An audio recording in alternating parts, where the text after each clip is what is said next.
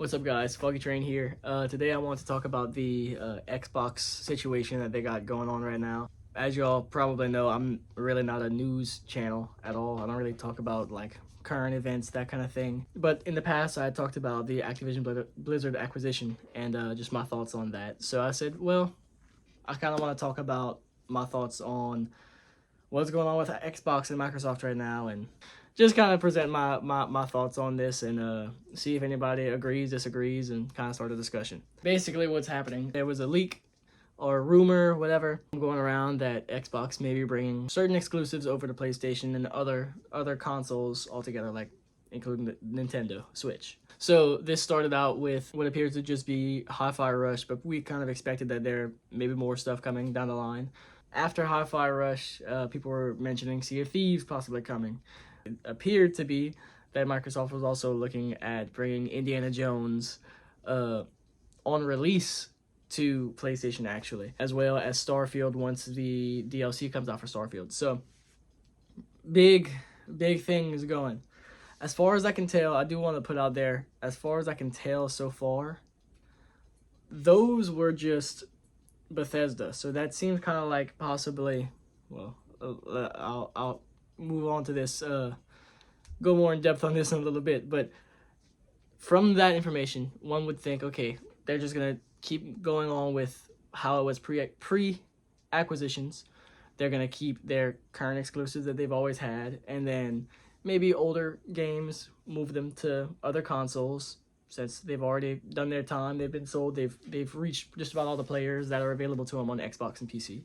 So Bethesda and Activision games are going to be third party, no exclusivity on those, but then the core games like Obsidian Games, 343, Forza, Playground games, those will all remain exclusive. Now there's reports about Master Chief Collection coming to PlayStation, Gears of War being looked at, a lot of things. So this is a big deal. And this is causing a lot of discussion online right now, with people freaking out and being really upset and mad about saying they feel like betrayed or whatever by Xbox, which I think that's a bit much.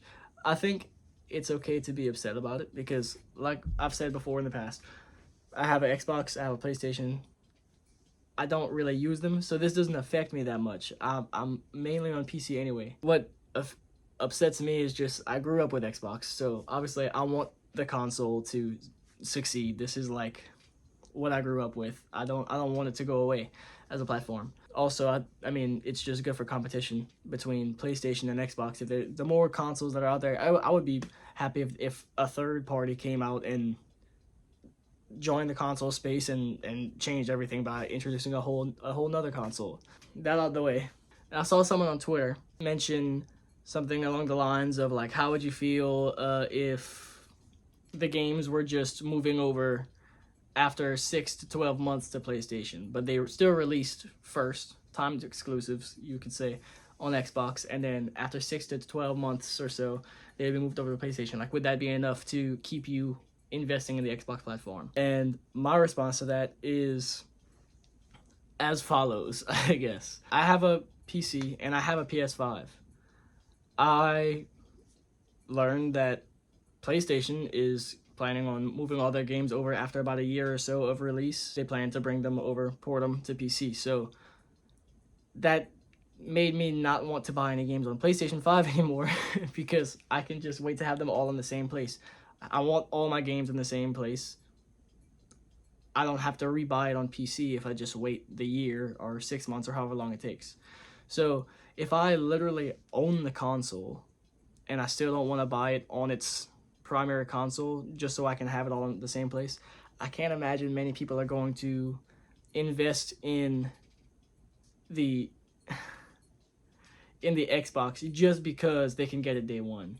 I think that day one like hype is not going to be enough to just sell a console when you can get all of these Xbox games and PlayStation games together on PlayStation if you just wait, if you just have a little bit of patience. Sure, it might suck to miss the day one release, and I mean 6 months to a year is a long time to wait, but at the end of the day, that's $500, let's say anywhere between $300 to $600, depending on what the consoles are going to cost.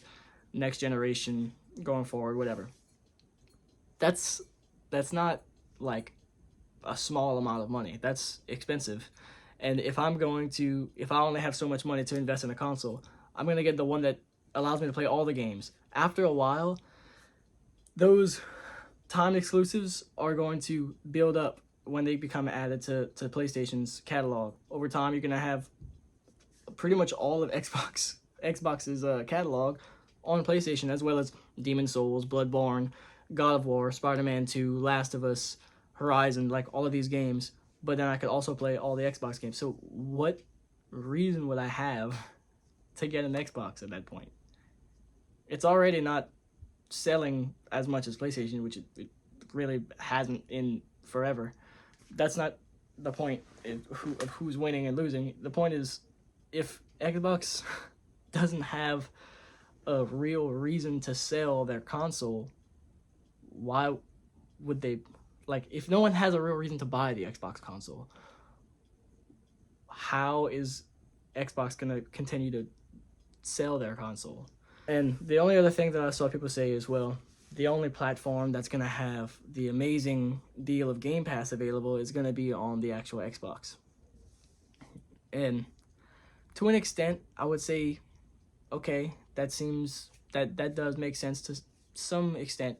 So you have all of the Game Pass users on Xbox for the most part. All the users are going to be on there, except for the ones, who use it on their phone, tablet, TV, anywhere that you can access a web browser, pretty much. So they have this massive spread. Obviously, there's the Game Pass PC users, which is a different thing that I'm talking about now. And then the full price people are going to be buying their games on PlayStation, which obviously this is a massive market, like I think like 4 times, if not more, the size of the Xbox market. So like, of course, it makes sense. It makes financial sense for the games.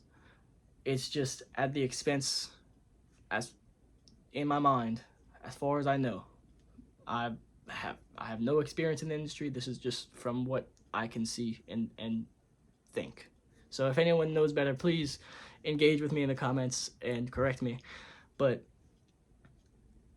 this seems like it's entirely geared to just make the company more money and not towards the Xbox community. Because at the end of the day, you're not giving any reason to buy into your ecosystem anymore. You're not giving any reason to buy into your consoles anymore. There's no point. I mean, other than day one games on Game Pass. But if not every owner of Xbox is subscribed to Game Pass anyway, I mean, all of those users that aren't subscribed to Game Pass yet, literally, why would they have an Xbox? If they don't plan on ever subscribing to Game Pass, they're gonna get a PlayStation. I mean, they should, logically. That's the only thing that would make sense. That's what I think. I know this wasn't presented in the most eloquent way. I apologize. I'm just getting back from work, and I've been reading tweets about this since last night and this morning. I saw Phil Spencer mention that they're gonna have like some kind of event next, a business event next week to go over the future of Xbox, the plans, things like that. So, I mean, we'll see how it goes. I think it's a poor decision on Xbox's part to port games over, unless they were able to get games from PlayStation to come to Xbox as well, which we haven't heard about. If this is like a mutual thing, like both companies are agreeing to free up their exclusives and put them on each other's consoles, then okay, then it's still a battle of the console itself, and instead of just exclusive versus exclusive. But otherwise, it's Xbox console itself versus PlayStation console itself and all of their exclusives. It just doesn't make, there's no reason. I'm sorry, I'm frustrated. Anyway, that's my thoughts on it. Thank you for watching and listening to me ramble. If you have any thoughts on this situation, let me know in the comments. If you agree with me, disagree with me, if there's anything that I didn't touch on. And we'll see next week kind of what happens. And yeah, as I said that in the past, in the past. I mean, it's been like a day, but I mentioned in like my Discord, like it's not gonna affect me really. Like I'm on PC now. Like this is not changing. So it's for the people who have consoles, because I think consoles are very important for people who don't have the time or the money to invest in a PC or figure out what parts they need, what parts are compatible with the games they play. Consoles are perfect because they're always going to be up to par with just about every game that comes out, except for the ones that are exclusive to PC, obviously. But this is a rarity when it comes to like super popular games. So regardless, I think consoles are a very important part of the video game industry. I would like there to be as much competition as possible. I think this is a bad move.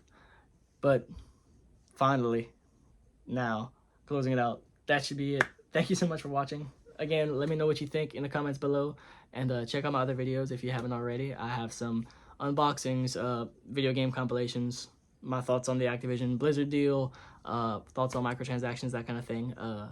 Give them a watch, and thank you so much for watching, and you have a good one.